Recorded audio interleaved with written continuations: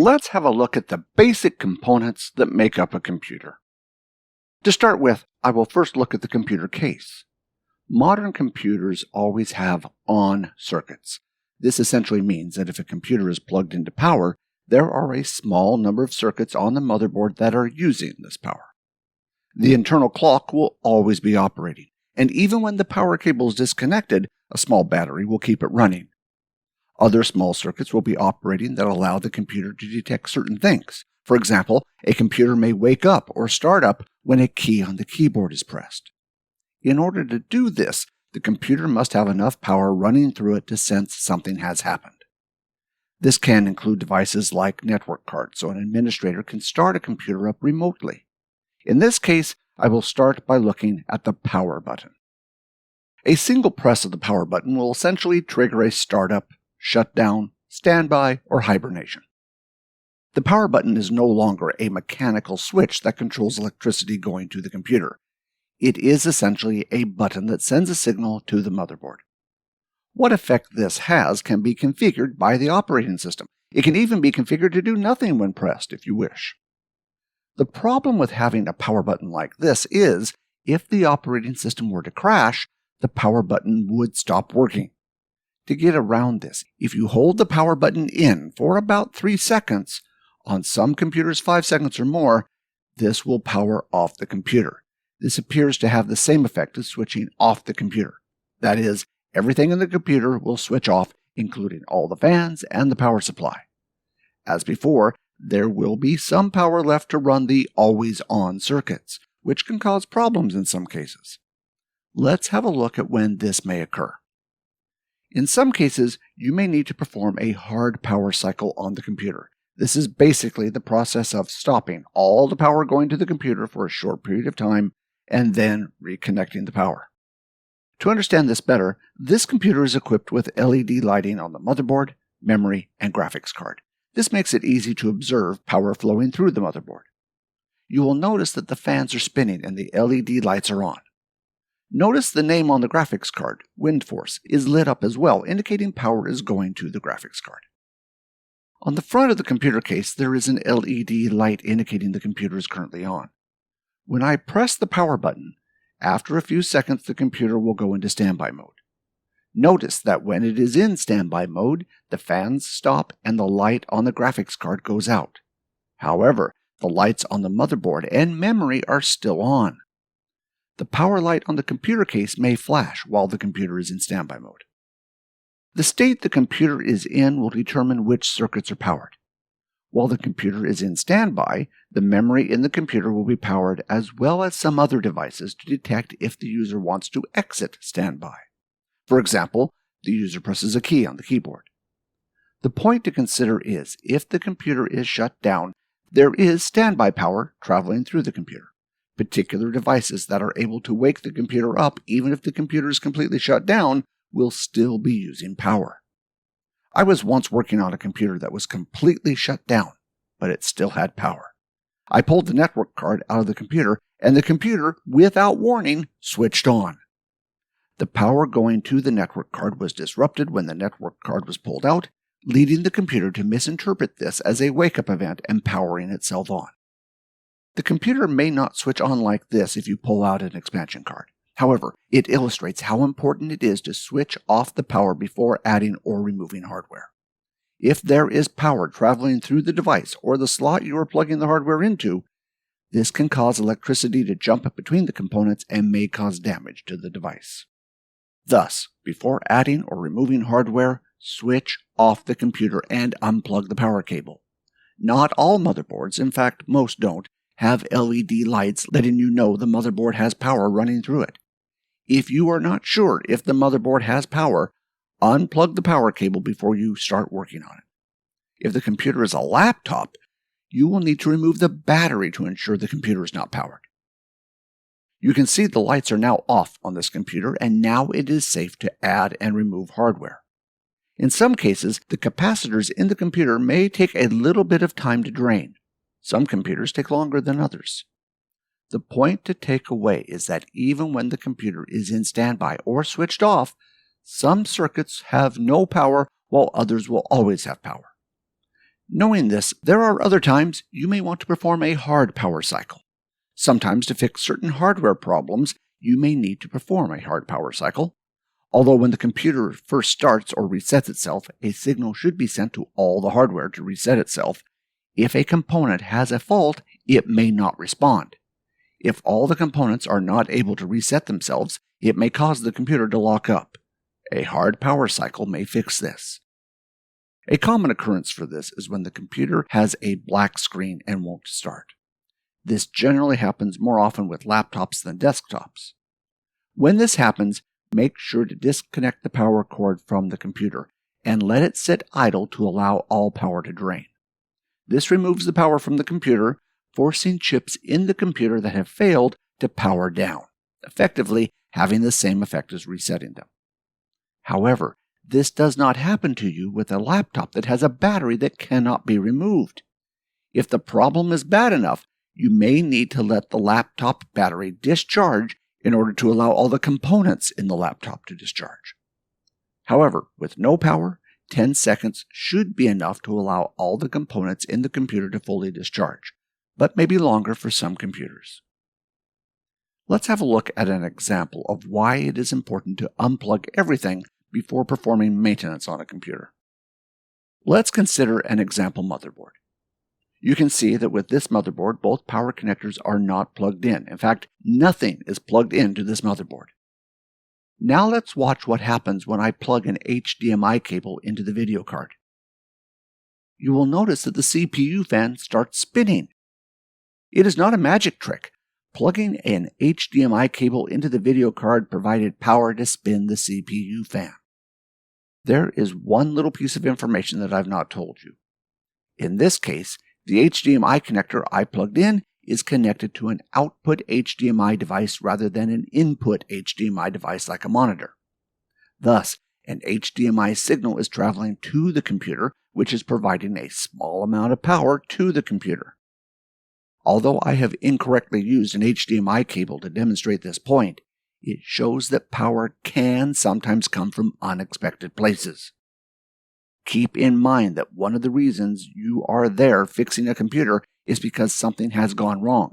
This is why you should unplug everything before you start doing maintenance inside a computer. In the real world, let's face it, everyone takes shortcuts, so at least unplugging or switching off the power is a good start. Your computer may have a reset button on the computer case. Shown here are 3 different computer cases. The power button will generally be a large button on the computer case, often circular in shape, but it does not have to be. The reset button will generally be a small button. It is done this way to make it harder to press by accident. On some computer cases, it may be located in a recess in the computer to make it harder to press. On some computers, you may need to use a paperclip or something similar to press the reset button. The reset button performs a hard reset of the computer. The function of the reset button can't be changed like the power button. It will always reset the computer. A hard reset will mean the computer will reset and go back to the post screen. Post means power on self-test. So the computer will essentially perform the same checks that it did when it first starts up. A reset does not cut the power to the electronics. It just tells everything to reset itself. A hard reset is different to a soft reset, such as pressing Ctrl-Alt-Delete or selecting Restart in the operating system.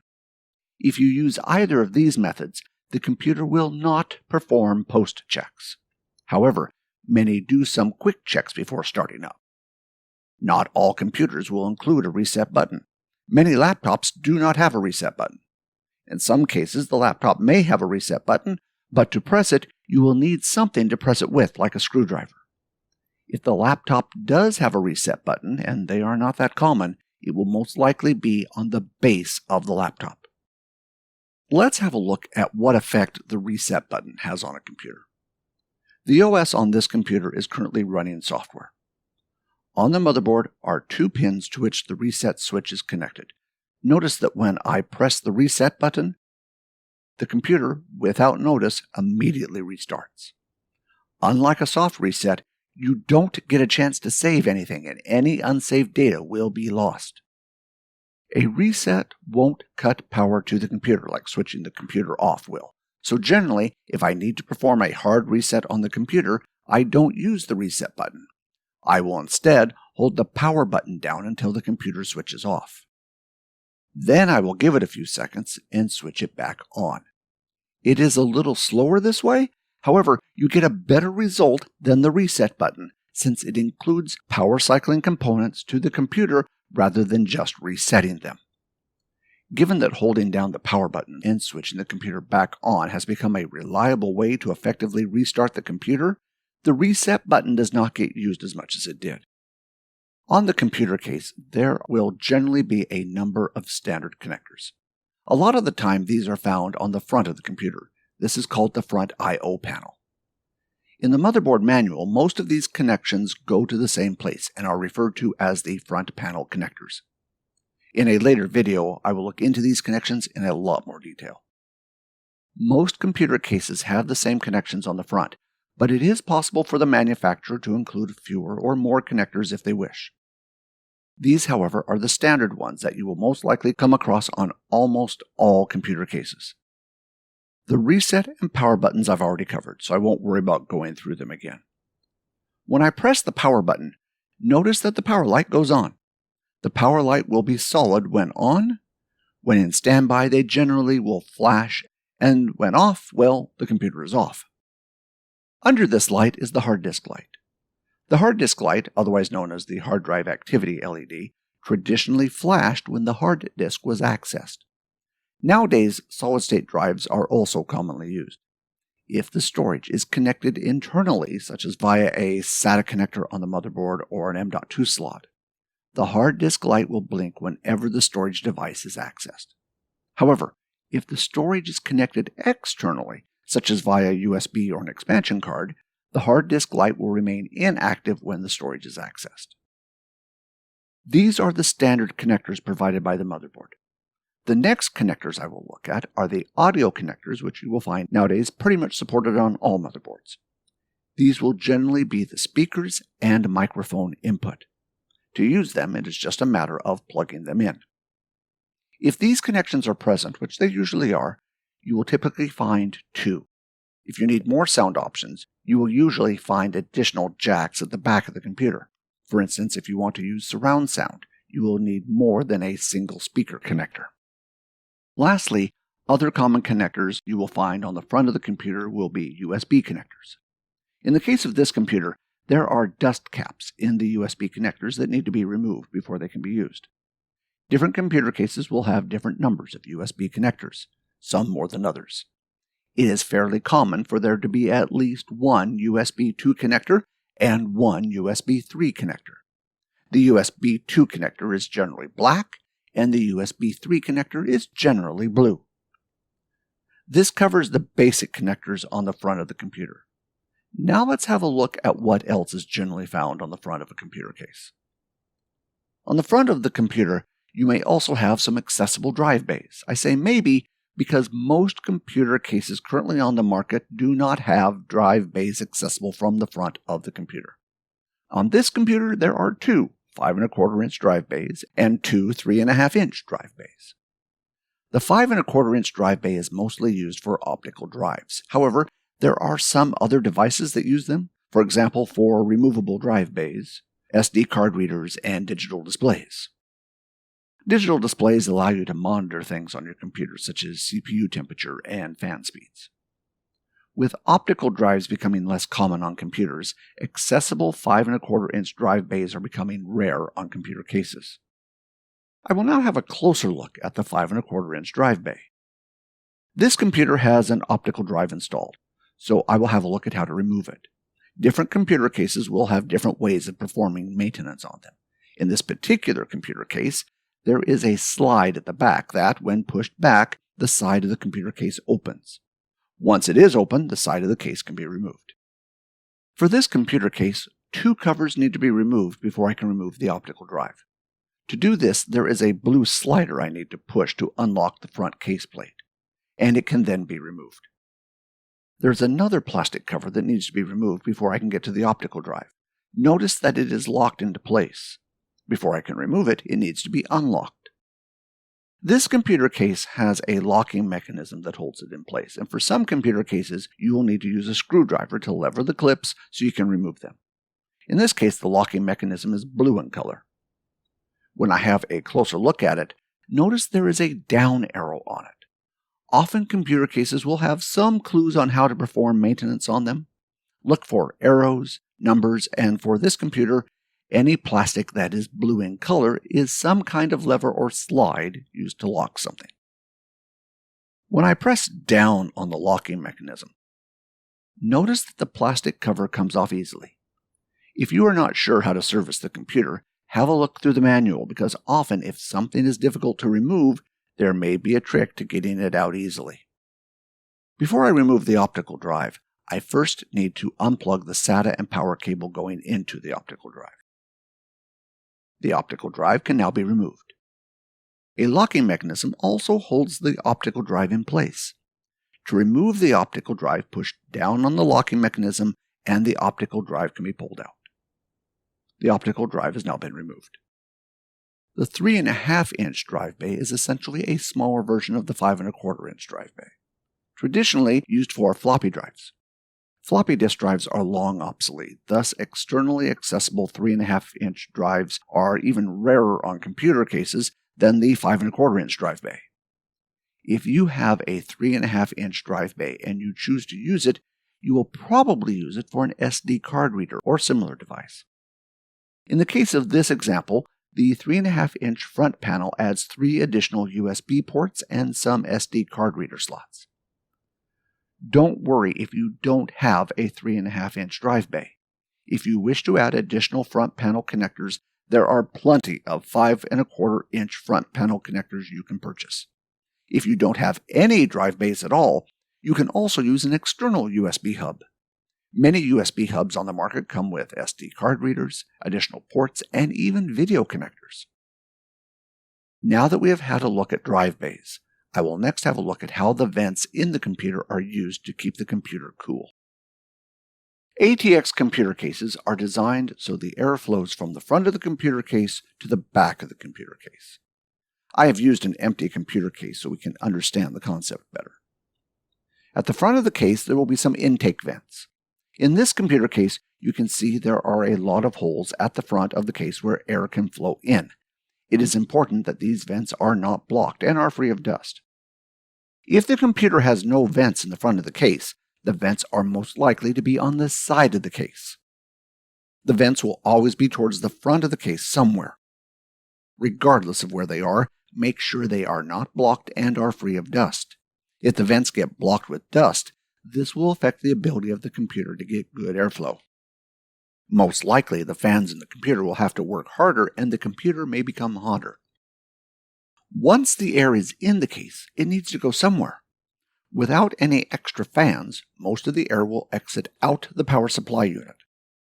Computers are not sealed units, thus some air will always enter and escape through anywhere there is a gap in the computer case. This is the simplest case of airflow for a computer, and without additional cooling devices in the computer, the airflow will follow this pattern. The main point to take away is air is dragged from the front of the computer across the motherboard and exits via the power supply.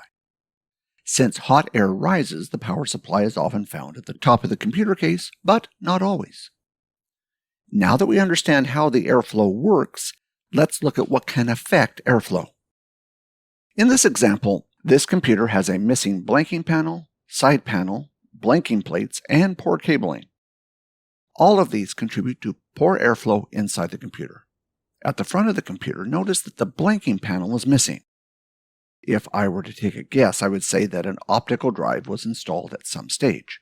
When the optical drive was installed, the blanking panel was removed. However, when the optical drive was taken out, the blanking panel was not replaced. Some computer cases come with filters. If you have a missing blanking panel like this, the air won't come through the filter. Also, if the motherboard is at the bottom of the computer case, having a missing blanking panel at the top will mean the air will flow through the computer case from the top rather than the bottom. The air won't travel over the motherboard, which affects the cooling of the components on the motherboard.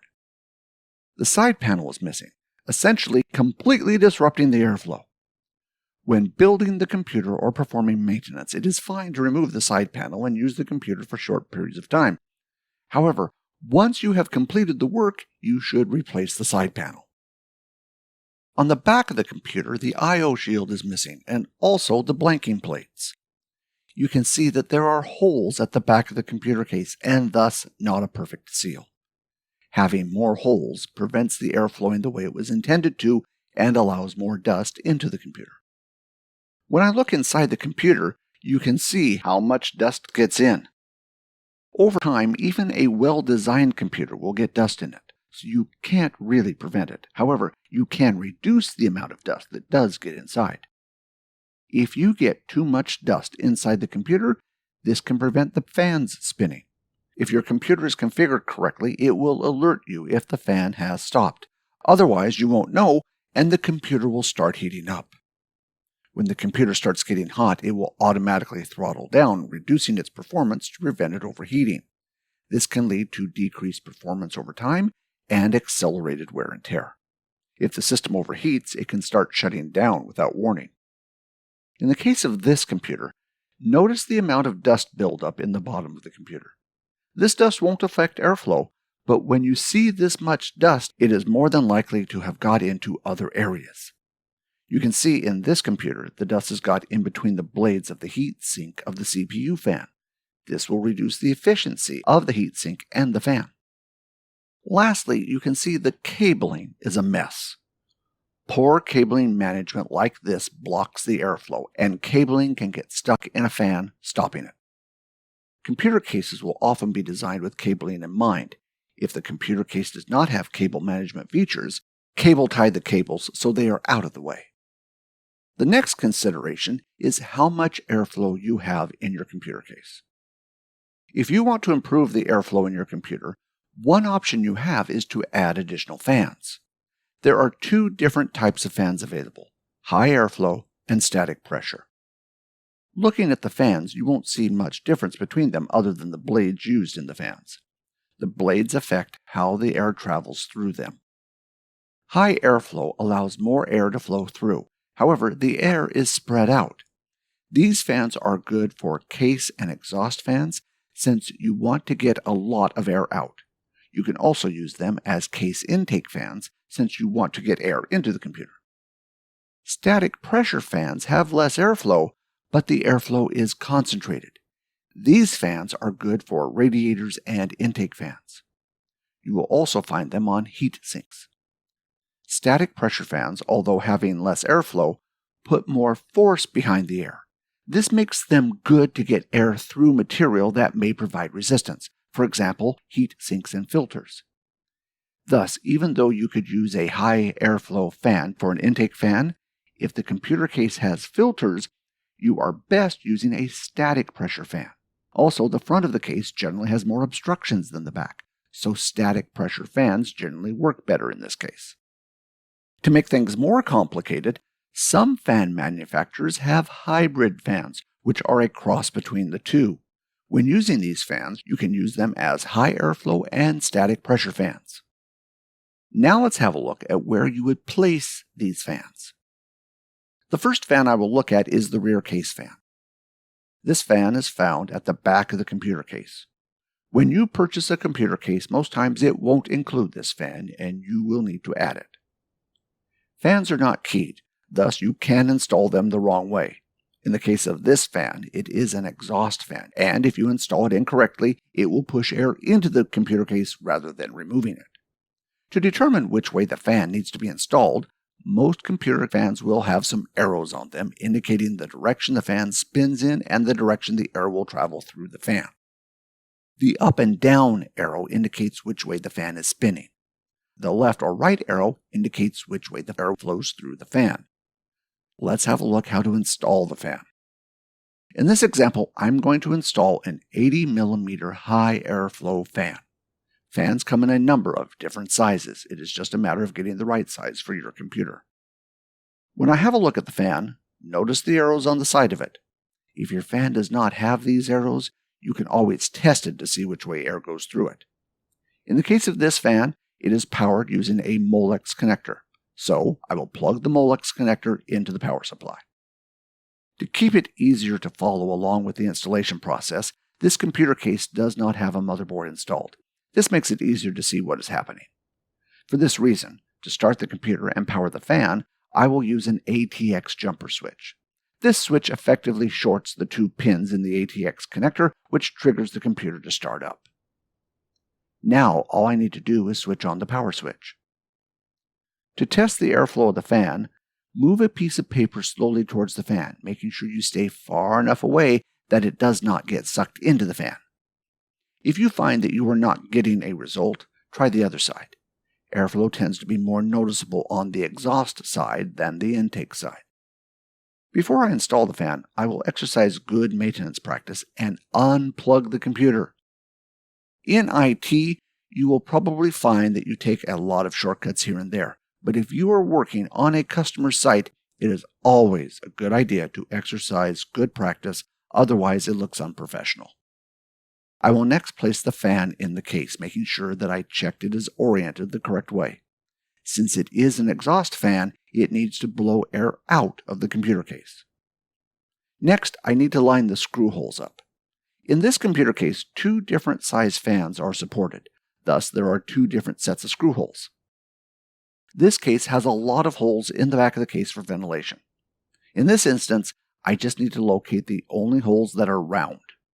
To locate them, you just need to look around carefully, as they can be hard to see. Lastly, I need to screw in the 4 screws to hold the fan in place.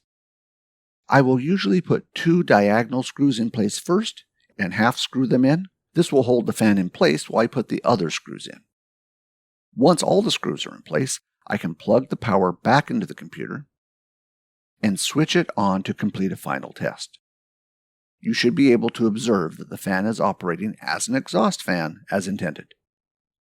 When installing fans, make sure you are installing the fan in the correct orientation and using the right type of fan. Now let's have a closer look at how the computer connects to external devices. In the ATX standard, there is an area dedicated for input and output.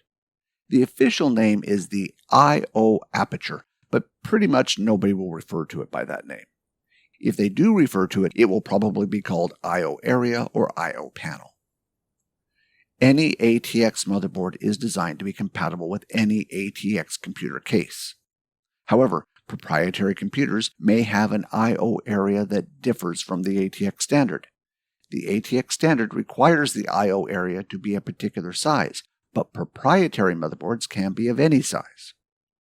Under the ATX standard, the I/O area is an empty canvas for manufacturers to customize as they desire, with no restrictions on where ports and connectors are put or what ports and connectors are used. In order to prevent dust, dirt, and help prevent electromagnetic interference, it is important to use the manufacturer-provided metal I/O shield. Since the manufacturer can customize what goes in this area, they also need to provide a customized I/O shield. It is important you use the I/O shield that came with the motherboard, because even small changes in the connections in the I/O area will cause the I/O shield not to fit correctly. On some motherboards, you will find the motherboard does not have an I/O shield. In this case, the motherboard completely fills the I/O area, and an I/O shield is not required. So don't be alarmed if you don't find an I/O shield with your motherboard. It may not be required. Now that we understand where connectors may be found, let's have a look at what you may expect to find. Let's go through some terminology on how devices are connected to your computer. To make things simple, everything is essentially a connector. So if you can't remember, call it a connector since this is technically correct. First, there are plugs. These essentially plug into something else. The something else is generally either a port or a jack. Jacks are usually referring to the 3.5mm connectors for audio. Ports are generally referring to everything else. With newer technology, you will generally find these are all simply called connectors. In the old days, the cables tended to mainly pass data in one direction, and there was a pretty clear host-to-device relationship. That is, the computer was the host, and what was connected was the device. Nowadays, it is not a clear relationship like this. For example, A video signal is typically exported from the computer to a monitor. However, if you have a video capture card, you would plug a video cable into the computer and it would capture the video signal rather than transmit it. Thus, the direction that the data is traveling has changed. So, is the computer with the video capture card now the host? Is the device transmitting the host? The answer is, it depends on your perspective. Now add devices like USB hubs and mobile devices, which can act as a host or a device. There are also video cables that can send audio in the reverse direction to the video.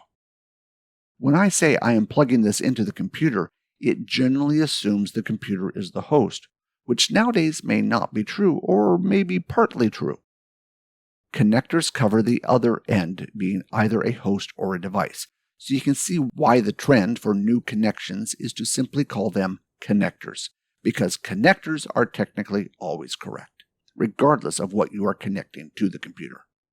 There is no assumption about which way the data is traveling or which end is acting as the host. Connectors also cover headers. Headers are found on the motherboard.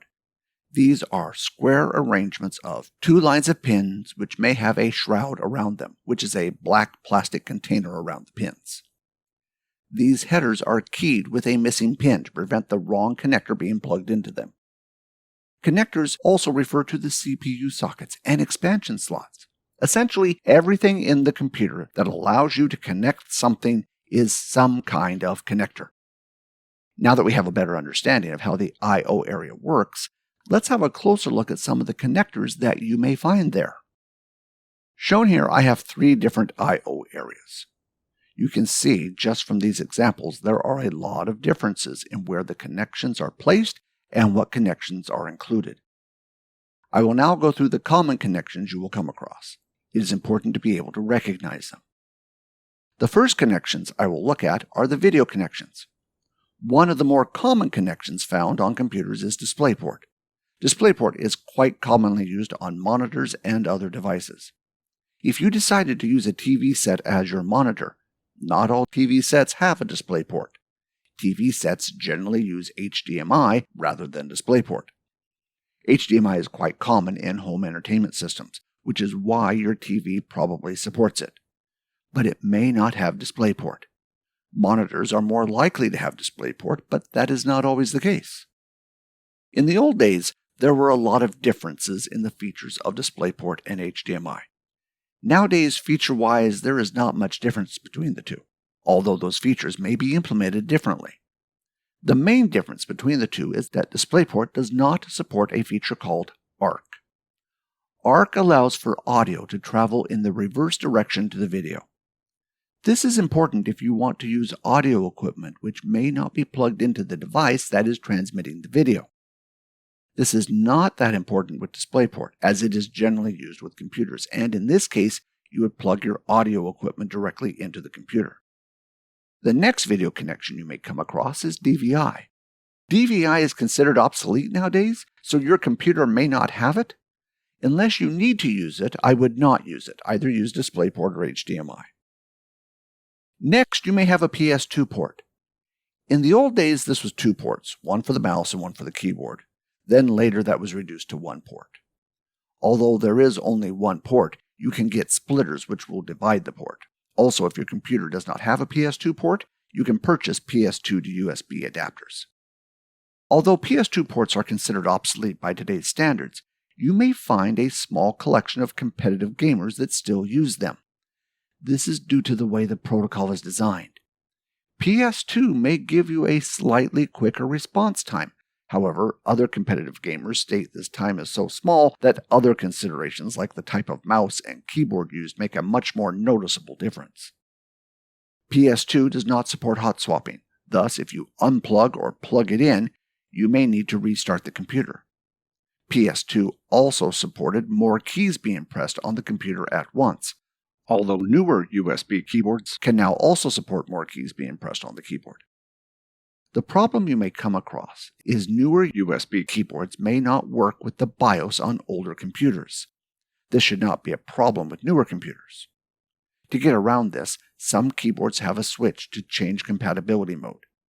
I got around this issue by simply purchasing the cheapest USB keyboard I could find with the least amount of features. I leave this in my kit bag, and when I come across a BIOS that won't support a newer keyboard, I simply use this keyboard to access the BIOS and unplug it when I'm done. Since it is only a BIOS-related problem, once the computer boots, the newer keyboards will work fine. In the real world, I would personally not be using PS2 anymore. Just use USB. If you come across an old computer that won't let you into the BIOS to start up, have the cheap keyboard ready to use. If you have an old keyboard that works with old BIOSes, don't throw it away, as you may need it one day. The next connections I will look at are the audio jacks. The audio jacks are generally color-coded so you know which is which. If you have Surround Sound 7.1, you will have 6 jacks. If you have Surround Sound 5.1, you will have 5 jacks. If you only have stereo sound, you will generally have 3 or less. Although stereo sound only requires 1 jack, computers will generally also have a mic in and a line in. If you are just plugging a single set of speakers or headphones in, use the black jack. On some computers, the jack will auto-sense what has been plugged in and change accordingly. When this is the case, you will generally have a window appear asking you to confirm what was just plugged in. It has become less common, but your computer may also have an optical fiber connection. These are becoming less common with the increase of Bluetooth. These one-way connections make them less user-friendly as they cannot send data back to the computer, meaning they can't send any configuration information. For example, the device telling the computer what audio formats it supports or what audio frequency. To get the best results, you may need to change some settings in the computer. Also, since optical is one-directional, the computer won't know if the audio device is working. The only real way you will know if it is working is if you hear sound coming out of it. Next, there is the RJ45 connector, which is your network port. Although most are not labeled, it is pretty common for new computers to have a 1 gigabit network port. On some computers, you may have Wi-Fi. In this example, there is a connector you can screw antennas into. Different antennas will have different results, so if your Wi-Fi is poor, it may be worth changing the antennas. In some cases, the computer won't have Wi-Fi installed and will simply have an area to add the antennas if you decide to use Wi-Fi later. Not all I/O areas will have this, even if the computer allows Wi-Fi to be added later on. You will pretty much find that all computers on the market will have USB. The ports are color-coded to make it easier to determine which is which. Black ports are USB 2. These are low-speed ports, so you would plug in your keyboards, mice, and slow USB flash memory into these ports. USB 3 ports are generally blue in color. Plug your high-speed devices into these ports, such as fast USB flash drives, external storage devices, and devices that need a lot of speed, like video capture. If you are not sure, for example, if you have a USB flash drive and don't know what it supports, the ports are backward compatible, so you can plug it into the port. The problem you will have is you may start running out of high-speed ports. For this reason, I make sure my keyboard and mouse go into a USB 2 port, and if I'm not sure, everything else goes into a USB 3 port if they are available. When USB 3.1 first came out, some manufacturers made these ports red. This was to make them different to the USB 3 ports. However, as time went on, some motherboards upgraded all their ports to USB 3.1, and thus the manufacturers just decided to make these ports blue. Thus, sometimes you may find these ports are red, and other times they may be blue. It really depends on what the manufacturer decided to do. To make things more complicated, there is also USB 3.2. These ports are often a light blue. However, if the motherboard only supports USB 3.2, don't be surprised if they made all the ports blue like USB 3. I can only assume they do this to make things simple, since USB 3 is often associated with blue, and USB 3.1 and 3.2 support USB 3, so why not make them blue? Having only black and blue ports is easier than having a lot of different colors. In the real world, I generally find that the ports are either black or blue. these tend to be the colors that are used nowadays. If you see different colors, even a lighter shade of blue, it is most likely this port supports a higher speed. The manufacturer will make them different colors so you can tell them apart. So black for all your low-speed devices, blue for your high-speed devices. And different colors are generally used for your very high-speed drives. Thus, only use these when you have a device that supports it, which will be for very fast storage devices, video capture devices, or high resolution such as 4K. Next, there is the USB Type-C connection. These are a little more complicated because they are generally not color-coded. However, there is one general assumption you can make, which the market seems to be following, and that is, these are the fastest USB connection your computer supports. Motherboards don't tend to come with many of these connections. Well, not yet anyway. So try and use them in devices that require very high speed. The last USB I will look at is yellow in color. You don't tend to see these very often. These connections are essentially always on. Thus, if you want to charge your mobile device when the computer is off, plug them into this type of connection. The problem with these connections is that, like the Type-C connection, you can't tell what speed it supports. Thus, it could support any speed. With USB chargers becoming more commonplace, for example, adding them to power points and power strips, to me it seems there is not much demand for them given the number of alternatives available. Most people probably only charge their phone using the computer when they are sitting in front of it, and this is probably the reason we don't see them being used that much. Sometimes USB ports will have additional power output, which is good for charging mobile devices. In some cases, the manufacturer may make these ports a different color to add to the confusion. In short, then, black for USB 2, blue for USB 3, and light blue for USB 3.2. If you see any other color, it is the manufacturer trying to tell you that there is something different about the USB port.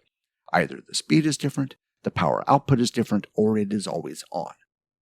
Thankfully, it looks like we are starting to move towards only using black, blue, and light blue. Let's next have a look at the next part of the computer case that allows for external connections and some customization. Located on the computer case, generally at the back, will be an area for expansion cards. Regardless of what slot types inside the computer are being used, the spacing between expansion cards is always the same. Spacing is the width of the expansion cards. The expansion cards are required to be a minimum width, but can also be a multiple of that width. For example, double width. As long as the expansion card is a multiple of the spacer size, it meets the standard. ATX supports up to 7 expansion slots. This does not mean that it needs to use them all. In this example computer case, all 7 expansion slots are being used. In the second example, only 5 expansion slots are being used. Keep this in mind when purchasing a computer case. If you purchase a full-size motherboard, you will need a computer case with 7 expansion slots. The smaller motherboards can be used in smaller computer cases. Other standards may support more expansion slots, but the size of the spacers is always the same. Other standards that support more expansion slots, often proprietary standards, you won't generally find on consumer products. You generally only find them used in specialized products often found in server rooms. If you are using a computer that uses a proprietary motherboard, these computer cases still use the same spacing size for expansion cards since all expansion cards are made to this standard. That concludes this video on some of the basic components that make up a computer system. In other videos, I will look at other components that make up a computer system. Until those videos, I would like to thank you for watching.